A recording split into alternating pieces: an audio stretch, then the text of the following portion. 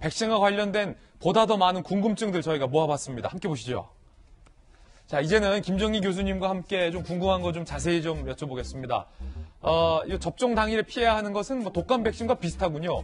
과도한 활동, 음주, 사우나 이런 건 뭐 비슷한 것 같아요. 자, 이건 넘어가고 고혈압, 당뇨 약물 복용 중인 사람은 자, 김정희 교수님 의외로 많은 분들이 나 혈압약 먹고 있는데 먹어도 되나? 나 당뇨약 먹고 있는데 먹어도 되나?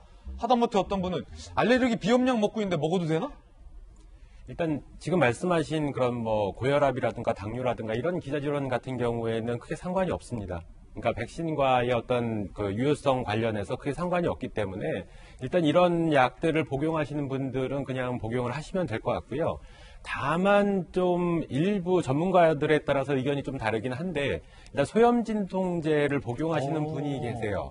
그러니까 어르신들 분 중에도 혈전 때문에 아스피린 같은 거를 복용하시는 분들도 있고요. 예. 그리고 관절염 같은 게 있을 경우에 그렇죠. 소염진통제를 그 약 자체에 포함되어 있는 경우가 있거든요. 근데 최근에 그러니까 일부 연구 결과에 따르면 이러한 그 소염진통제가 실제로 면역 반응을 좀 낮춰주는 효과가 있다라고 하는 부분이 있습니다. 그래서 일단 뭐 일부러 이런 부분들 계속 드실 필요는 없을 것 같고, 요 접종 기간에는 잠시 그러니까 의료진과 상의를 해서 요 약을 잠깐은 그 성분을 빼는 방법도 좀 필요하지 않을까라고 생각합니다. 두통약, 시통약, 뭐 아스피린, 개보린 이런 거는 좀 잠시 백신 접종할 때 피하는 게 좋다. 예. 임산부 맞아도 돼요?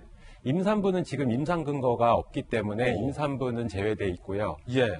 그리고 18세 미만의 어린이들, 그러니까 화이자 백신 같은 경우에 1차 자문회의에서 16세 이상으로 이제 권고를 내렸거든요. 근데 어쨌든 16세 또는 18세 이하의 그 청소년 같은 경우에는 일단 접종 대상자에서 제외됐습니다. 예. 임상 근거가 아직까지는 명확하지 않기 때문에. 그렇군요. 다음 궁금증 계속해서 보면서 전문가와 함께 풀어보겠습니다. 사실은 부작용 이상 반응에 대한 거부감이 은근히 주변에서 많은 것 같아요. 특히 정치권에서 안면마비가 오는 거 보지 않았냐, 뭐 이런 얘기도 나와서 사람들이 이상 반응 진짜 있느냐, 뭐 안면마비 앱이 정치권에서 나왔고 고열, 두드러기, 발진, 얼굴, 손, 부어오름 증상 뭐 이런 부작용이 있을 수 있습니까? 있을 수는 있습니다. 근데 현재까지 해외 사례에서 이 이상 반응이 물론 이렇게 보이고는 있는데 이게 중증으로 이어지거나 아니면 사망에까지 이어지는 중증의 이상 반응은 아직까지는 명확하게 보고된 바가 없거든요. 다행이군요. 그 해외 사례에서 과거에 화이자 백신 갖고 노르웨이에서 이제 일부 접종자가 사망하는 사건이 있었는데 지금 내린 1차 결론으로는 인과관계가 명확하지 않다라고 판정이 됐습니다. 그래서 일단은 이런 부분들은 그렇게 걱정은 안 하셔도 되지 않을까 이런 생각을 가지고 있습니다. 안면마비는요?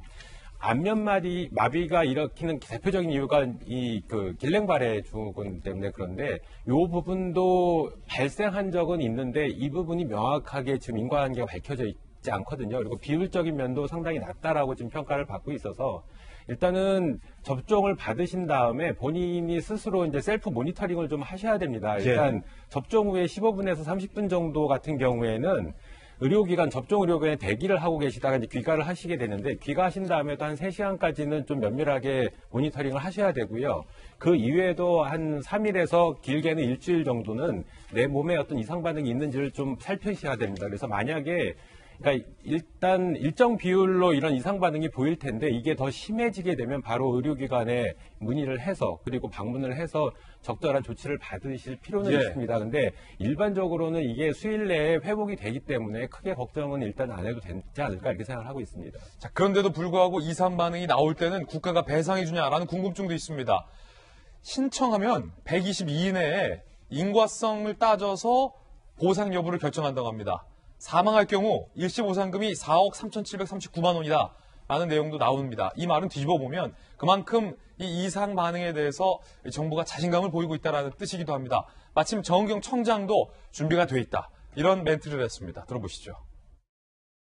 예방접종 후 최근 가장 중증으로 알려진 이상 반응은 심각한 알레르기 반응인 아나필락시스입니다.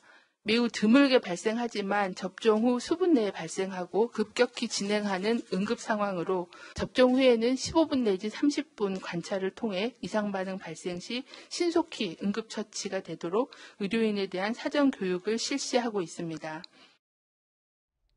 그렇군요. 이상 반응에 대한 걱정은 조금 덜 하셔도 된다는 게 전문가들의 중론인 것 같습니다. 김정희 교수님, 네. 약 전문가시잖아요. 바이러스 전문가시고. 이 코로나 바이러스라는 게 저도 좀 취재하다 보니까 이 얇은 단백질 막으로 쌓여 있다. 그래서 사실은 비누로만 씻어도 그 단백질 막이 다 분해가 되기 때문에 바이러스가 무력화된다. 그렇기 때문에 손 씻기와 마스크가 중요하다라는 게 정확한 설명이잖아요. 네네. 백신을 맞은 분은 마스크를 안 써도 되냐? 이런 질문들도 은근히 많더라고요. 저도 궁금하기도 하고 2번 백신 막 땅땅 맞으면 이제 마스크 벗고 다녀도 되는 거예요? 안 됩니다. 안 돼요? 예. 이 지금 나와 있는 화이자나 모더나 백신 같은 경우는 95%에 가까운 예방률을 보인다라고 돼 있는데 그거는 일단 수치상이고 정확하게 백신을 접종 맞으신 분들이 감염이 안 되느냐 이 부분은 별개로 생각을 하셔야 되거든요. 그래요?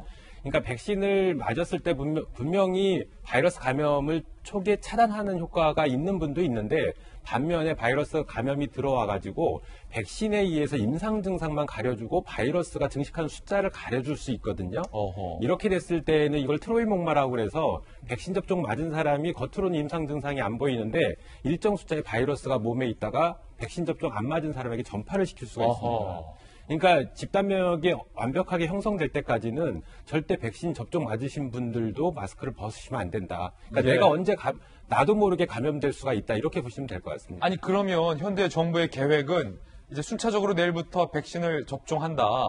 그 집단 면역이 빠르면 12월 혹은 내년 1, 2월 즉 올 겨울에 집단 면역이 형성될 수도 있겠다라는 목표인데 마스크를 벗을 수 있는 시기를 그럼 언제로 예상하세요?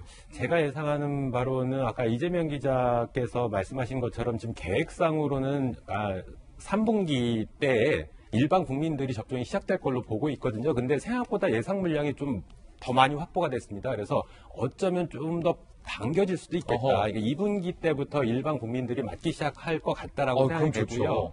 지금 확보된 물량이 계획대로라면 2분기 끝날 때에는 5천만 명분이 넘습니다. 예. 그러니까 그렇게 되면 여름쯤임 이게 집단 면역 형성률이 30% 정도가 되면 어느 정도 효능은 보이기 시작할 거고요. 예. 한 70% 이상이 되면 어느 정도 집단 면역 효과가 발생을 할 거다. 그러니까 2분기가 지나는 시점에서는 계획대로라면 집단 면역 형성될 가능성이 있다. 이렇게 되면 대부분의 국민들이 코로나19에 감염이 되든 안 되든 간에 임상 증상이 크게 명확하게 보이지 않거든요. 그럼 치사율이 굉장히 낮다 보니까 그때는 마스크를 벗는 그런 방안도 아마 나오지 않을까 이렇게 조심스럽게 가을이나 겨울? 있습니다. 예. 빠르면 가을이나 겨울에 마스크 벗어도 된다? 집단 면역이 형성이 된다라면. 백신 차질 없다면? 예, 예. 이야, 그러면 올가을 단풍 구경 때는 어쩌면